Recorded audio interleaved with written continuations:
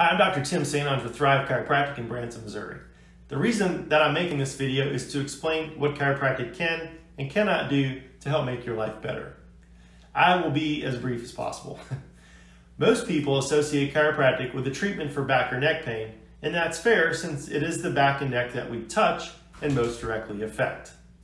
The reality is that most people that have back and neck pain feel a lot better after a chiropractic treatment, or what we call a chiropractic adjustment. But there are some other benefits to chiropractic care, and there are some limitations as well. First, let me briefly explain how chiropractic works. Chiropractic deals with the spine, and the spine is made up of 24 bones that stack on top of each other in the form of a column and sits on top of the sacrum. The sacrum is one of 3 bones that form your pelvis. Your spinal cord runs down the inside of your spine from your brain. 2 nerves branch off the spinal cord and come out from under each bone in your spine. Those nerves will further branch off and ultimately go to every muscle, joint, and organ in your body. In order for the brain and body to communicate clearly, the bones in the spine need to have proper motion relative to each other, and the pelvis must have proper alignment. Mechanical dysfunction in the spine can cause interference in the communication in the nerve itself. Think of it like static on a cell phone. Let's say for a minute that you were on the phone and the person on the other end of the phone was giving you turn-by-turn directions to a location that you have never been to before, and there were a lot of twists and turns for you to get to your destination. Now imagine that you could only catch every 4th or 5th word. How easy would it be to get to your destination? Not very easy, right? Well, when you have spinal dysfunction that causes interference, not only could you have pain, but you could also have other health issues because the muscles, joints, and organs at the other end of the nerve are not hearing all of the directions that the brain is sending. For the record, the official term for mechanical dysfunction of the spine that causes nerve interference is called a vertebral subluxation or just a subluxation. Think of a subluxation like a kink in a bicycle chain that causes all sorts of havoc in your body. Okay, enough with the techno babble. Let me translate what I just said to you in English. If the nerve that goes to your stomach is not communicating properly with your stomach, you might have gas, bloating, and indigestion. If the nerve to your reproductive organs are not communicating with the brain properly, you might have trouble getting pregnant. If the nerves that go to your hands and feet are affected, you may get numbness, tingling, muscle weakness, and or incoordinated movements and problems with your balance. What do you think might happen if the nerve to your heart was not communicating clearly with your heart? Even breathing can be affected, sleep can be affected, digestion, reproduction, blood flow to limbs and organs, breathing, and sleep can all be affected by subluxations. And yes, subluxations can also cause back and neck pain, but they don't have to. So you could have subluxations and not have pain. In fact, if you're having pain caused by a subluxation, you most likely had those subluxations for quite a while before they actually started causing you pain. You might wonder how you get subluxations.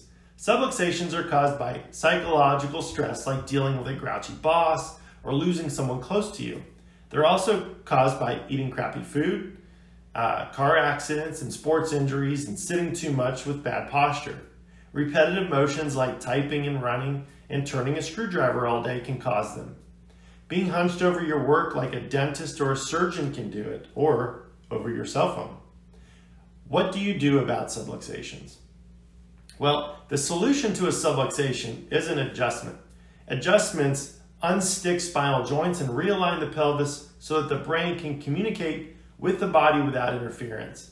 The effect of the adjustment is to remove stress off of the nervous system so that your body can hear the instructions that your brain is sending it. When your brain and your body are communicating clearly, your body heals better, you have fewer aches and pains, you sleep better, you require less medicine, you move better, you get sick less often, and you think more clearly. This list of things that happen when you get adjusted are just some common things that my patients tell me day in and day out. How often do you need to get adjusted to have these benefits?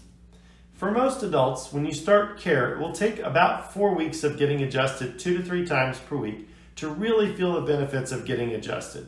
And then after that, we reduce it to 1 time per week for a couple of weeks, and then to every other week. Kids and younger adults usually don't require as extensive of an onboarding process simply because they have not accumulated the amount of damage that an adult has. And for the most part, they don't have the amount of stress that an adult is usually dealing with. Once you get out of pain and start to feel better and function better, you have a decision to make. If you just stop receiving adjustments, you can expect to slowly revert back to the way that you functioned and felt prior to beginning care. I have no idea how long that will take. It's different for everybody. The reason this happens is that the things that cause subluxations to form, things like stress, looking down at your cell phone, and sitting too much, never really go away. Also, if you already have permanent damage to the joints in your spine, and most of us do, that tends to make the subluxations come back easier. If you choose to continue receiving adjustments, about every 2 weeks is what the research suggests, you tend to continue receiving the benefits. Less pain, better mobility, better sleep, better digestion, better mental clarity, better health. One other thing that I want to tell you about subluxations. Over time, if you don't do something about them, they tend to lead to arthritis and permanent joint degeneration and damage. But with a regular schedule of simple exercises, eating a reasonably good diet, and spinal adjustments, you can at least slow down the development of painful arthritis in your spine. I told you at the beginning of this video that I was going to tell you what chiropractic could and could not do. One of the things that chiropractic cannot do is reverse the damage to the joint that's already present, which is unfortunate because most people don't start seeing a chiropractor until they already have some joint damage present.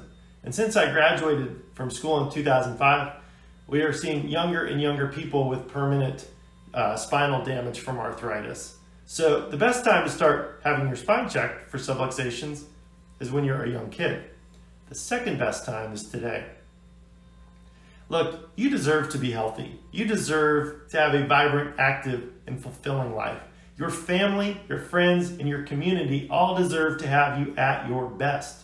And part of being at your best is having a healthy, mobile, pain-free, and subluxation-free spine. My goal as a chiropractor is to help you to live pain-free and vibrant life. And just know that no matter how much you choose to utilize chiropractic care as part of your health maintenance plan, I'm here for you. I look forward to being your chiropractor. God bless.